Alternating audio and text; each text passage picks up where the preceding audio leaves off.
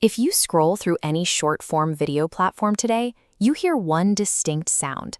It is a relentless mix of heavy, distorted bass and rapid percussion, serving as the definitive soundtrack for high-speed car drifting, intense gym culture, and hyperkinetic video edits. Looking at this global map of streaming data, you can see the sheer scale of its reach. With billions of plays, the listener base is concentrated in decentralized hubs like Tokyo, Sao Paulo, Jakarta, and Mexico City, completely bypassing the traditional American music industry. This hyper-digital energy grew from roots planted long before social media existed. To trace the origins of this massive digital movement, we have to go back 30 years, to an era before algorithms existed, deep into a scene built entirely on analog hardware. This viral electronic genre was reverse-engineered from the slowest, darkest corners of the 1990s hip-hop underground. In the early 1990s, the underground hip-hop scene in Memphis, Tennessee, operated far outside the polished studios of the East and West Coasts. Pioneers like 3 6 Mafia, DJ Screw, and DJ Squeaky were carving out their own distinct, gritty style. They relied on limited, highly tactile hardware. The Roland TR-808 drum machine was pushed to its physical limits to synthesize deep, heavy, menacing bass lines. Producers adopted the chopped and screwed technique from Houston, manually manipulating turntables to slow tempos down to a crawl. This created a hypnotic, trance-like rhythm that focused on the heavy texture of the sound. Recording on basic 4-track cassette decks, these artists incorporated the Phrygian mode, a minor scale variation that naturally produces an eerie, unsettling atmosphere.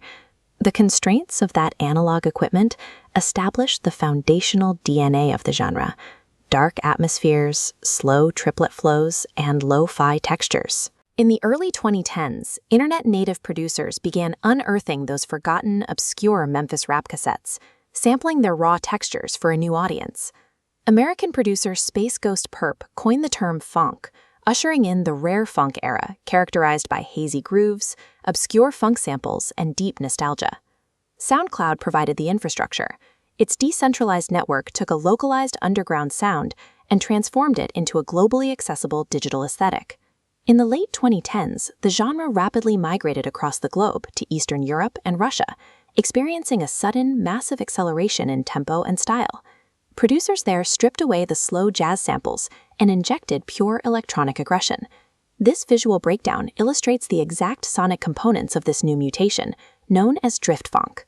Producers cranked the tempo to 160 beats per minute, distorted the 808 bass lines to the point of digital clipping, and promoted the TR-808 Kai bell to the primary melodic lead.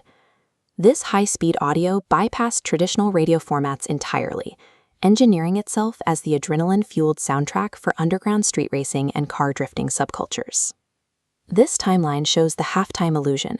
While hi-hats operate at a frantic 160 beats per minute, the heavy kick drum anchors the track at a slow 80 beats per minute.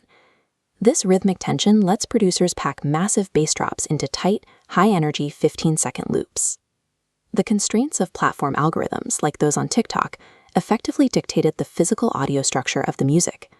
By 2026, funk has splintered into a utility that feeds the specific behavioral needs of hyper-specialized internet subcultures. Gym funk strips the audio down to distorted 808 aggression and minimal melodies, designed explicitly to fuel the disciplined fitness mindset in Sigma internet circles.